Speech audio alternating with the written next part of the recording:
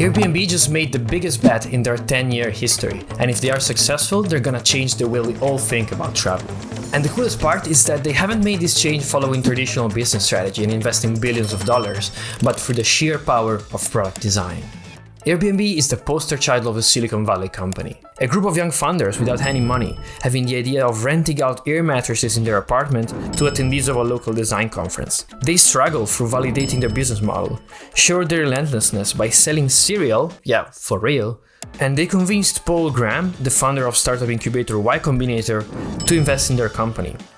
They grew into a unicorn and did what most aspiring startups only say they do. They disrupted an established market like travel and hospitality without even owning a single hotel room. But there is a dark menace looming on the horizon for Airbnb. In the 2000s, Yahoo and MySpace were titans of the internet.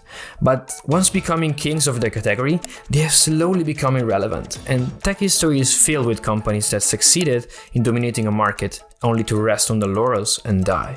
And Airbnb went through all the steps of the Silicon Valley playbook, all the way to an IPO and being a unicorn. And their problem now is that they reached the end of the playbook. And while today they are still growing, CEO Brian Chesky knows that he needs to act now if they want to keep being relevant in the future. And so that's what he just did. On May 11, they announced the 2022 Airbnb Summer Release, which represents the biggest change in the Airbnb experience in over 10 years. The search bar is still here, but now it defaults to everywhere on Earth, and the new focal point are all these categories. You got lakes, skiing huts, islands, houses from famous designers, and even an OMG category with the craziest accommodations. Even the search experience has been overhauled because now it won't wait for you to punch in the exact destination, but it's suggesting you to explore with larger regions.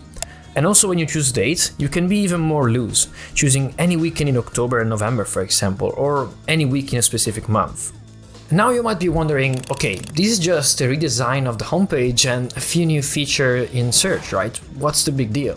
Well, this is exactly why I think this Airbnb redesign is so genius, because it's taking a completely different approach to all the other travel websites.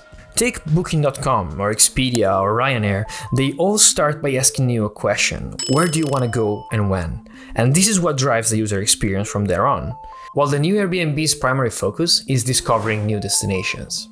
And this move from Airbnb is genius because it takes a completely different approach than traditional business strategy. See, when a relatively big company wants to expand, they usually launch a completely new product, maybe in a different market, with all the associated costs and time investments. Or they spend billions buying up existing companies.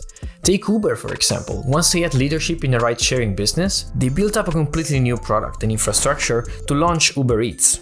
But Brian, the CEO of Airbnb, is one of the few CEOs that comes from a design background, so he let the product design drive the overall strategy. Also because Airbnb's new direction comes straight from one of the most important frameworks in design, the job to be done framework.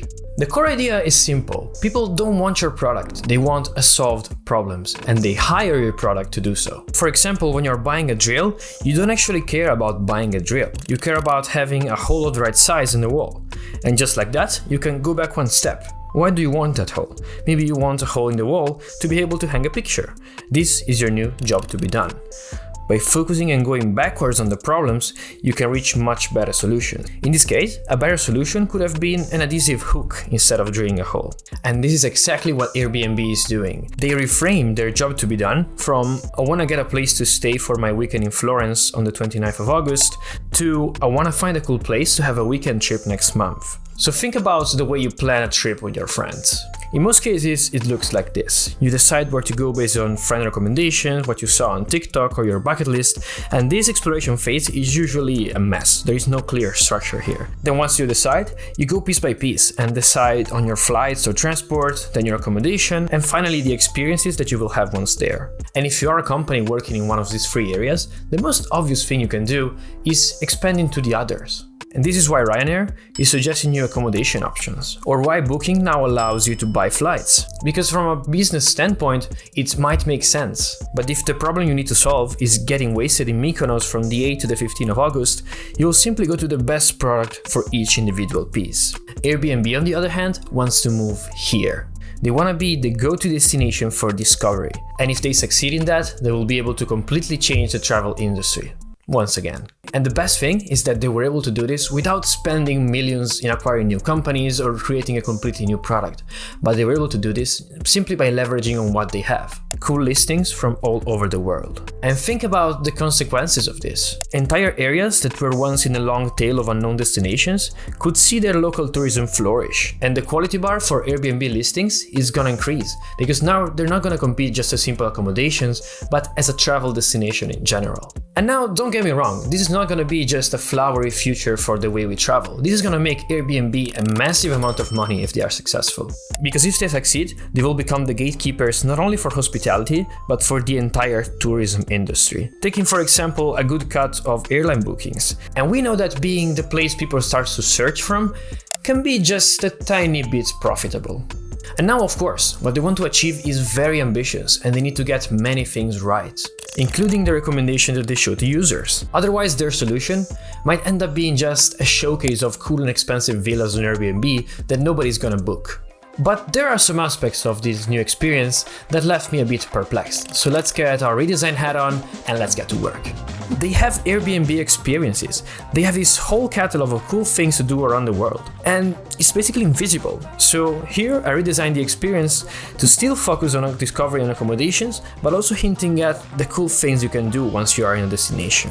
Another obstacle for most people is flying or travel in general. Yes, this beach villa is amazing, but how much will it cost to get there? How much time will it take? If Airbnb wants to move into destination discovery, I think they really need to have some information about the journey.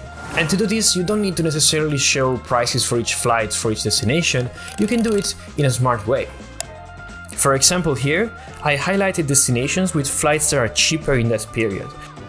This redesign is a great example that product design is not just there to increase a bit the conversion rate or make user reach the goal a bit faster, but it can actually drive their overall company strategy. If you like this product breakdown, let me know in the comments below, and here are some other videos that you might enjoy.